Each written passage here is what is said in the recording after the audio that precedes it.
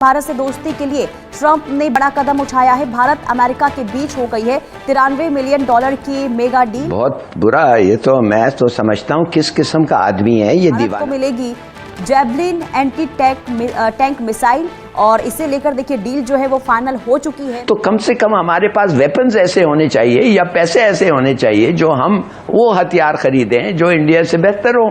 India के हथियार बेहतर, इंडिया के पास आदमी ज्यादा। पाकिस्तान का जो मिसाइल प्रोग्राम है वो अमेरिका के लिए कंसर्न है, अमेरिका के इंटरेस्ट को हार्म कर सकता है। और आज वो ये कह रहे हैं, बल्कि ये तक कहा थी कि अमेरिका भी पहुंच सकता है।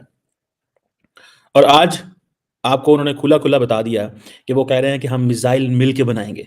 मेरा नहीं ख्याल इससे बेहतर डील भारत को कभी मिल सकती है। India is getting the best deal.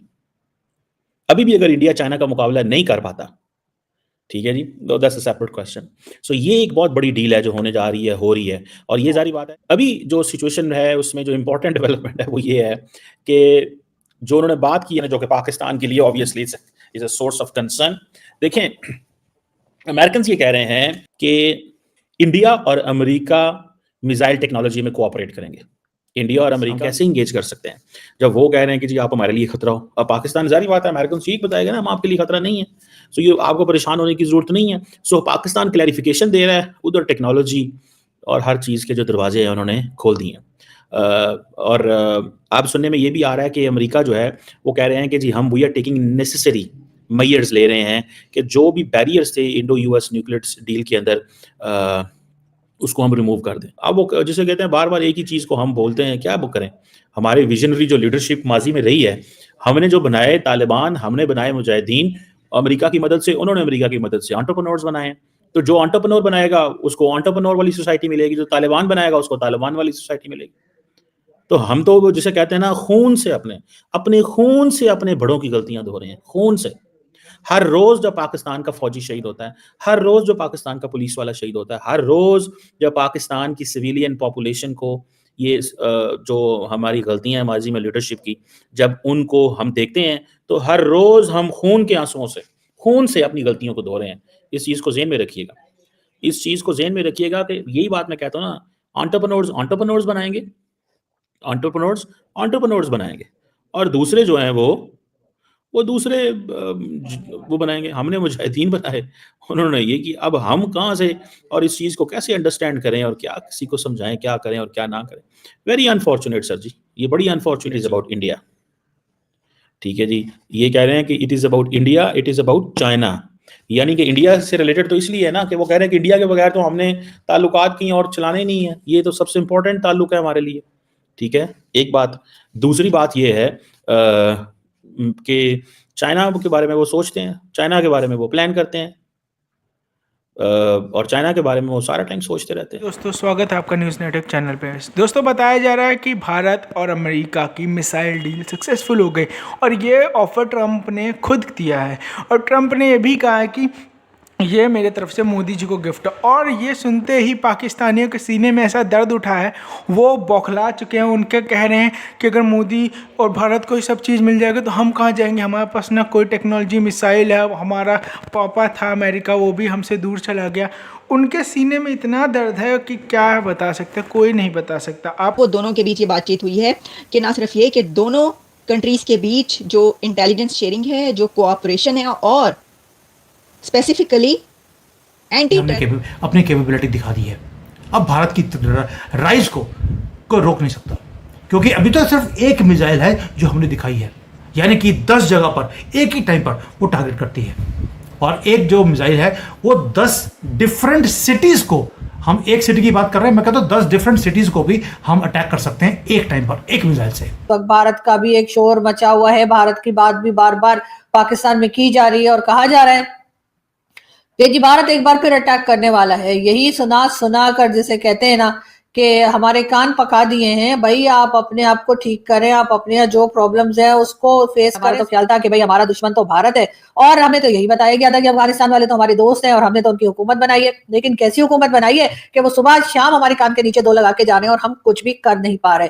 एक तरफ राना सनाउल्लाह साहब जो है, उनका कहना ये है जी, राना सनाउल्लाह साहब का, कि अगर पाकिस्तान चाहे या पाकिस्तान की गवर्नमेंट जो है वो ये तो बहुत चाहती है कि पब्लिक को कुछ रिलीफ दिया जाए, चीजों को सस्ता किया जाए, पब्लिक को खुश किया जाए, मगर IMF IMF इजाजत नहीं दे रहा। यानी जिस मुल्क की हुकूमत इतनी बेबस हो कि वो IMF के हुक्म के बगैर अपने लोगों के लिए कोई आसानी भी नहीं पैदा कर सकते, तो मेरा ख्याल है ऐसी गवर्नमेंट को जो है वो यकीनन चुल्लू भर पानी में डूब मरना चाहिए। दूसरी तरफ जो बेगैरती इस वक्त दिखाई जा रही है पाकिस्तान में कि इमरान खान की बहनों के ऊपर जिस तरह का तशद्दुद या टॉर्चर किया जा रहा है, उन्हें रोड्स के ऊपर घसीटा जा रहा है, और जो कुछ चल रहा है उसको देखकर यकीनन ना सिर्फ पाकिस्तान बल्कि पूरी दुनिया में जहां जहां ये खबर गई है तमाम लोगों के सर शर्म से झुक गए। एक तरफ तो हमारे यहाँ बड़ा कहा जाता है कि हम लेडीज की बहुत रिस्पेक्ट करते हैं, चाहे वो दुश्मन की ही क्यों ना हो, तब भी हम उनकी रिस्पेक्ट करते हैं। लेकिन दूसरी तरफ इसी पाकिस्तान में हमने जगह जगह पर लेडीज को ना सिर्फ ये कि उल्टा सुल्टा बोलते हुए सुना लेडीज के बारे में, बल्कि उनके बारे में जिस तरह की ट्वीट्स और जिस तरह की बातें की गई वो भी हमने होते हुए देखा, और उसके बाद ना ही किसी को शर्म आई और ना ही किसी को गैरत आई कि इस किस्म की हरकतें ना करें। यकीनन पाकिस्तान में मौजूद इस वक्त जितने भी लोग हैं वो तमाम के तमाम लोग जो है वो यही चाहते हैं कि जी कहीं ना कहीं जो है वो इमरान खान हो चाहे कोई भी पॉलिटिकल लीडर हो उसके साथ कुछ गलत नहीं होना चाहिए। लेकिन हमारे लोगों को ना तो कोई शर्म है ना तो कोई गैरत है, और इसीलिए शायद इस किस्म की हरकतें हम देख रहे हैं। पाकिस्तान के सिंगर, जी हाँ, पाकिस्तान के, यानी कि हर चीज के ऊपर नजर है। और कई लोगों ने बोला कि सर स्टेल्थ तो मर गया, स्टेल्थ तो हमने F-35 को पकड़ लिया, मिसाइल्स भी खत्म हो गए, अब तो ड्रोन का जमाना है। बिल्कुल भी नहीं। फाइटर जेट्स अपनी जगह पे काम करेंगे, मिसाइल्स अपनी जगह पे काम करेंगी, बैलिस्टिक मिसाइल्स अपनी जगह पे काम करेंगी, और ड्रोन्स अपनी जगह पे काम करेंगे। हमने दुनिया को दिखाया है इस ऑपरेशन सिंदूर में कि चाइना हो, चाहे तुर्की हो, अमेरिका, कुछ भी हो, कोई भी कैपेबिलिटी उनकी, हम उन्हें ध्वस्त भी कर सकते हैं और उन्हें ट्रैक भी कर सकते हैं।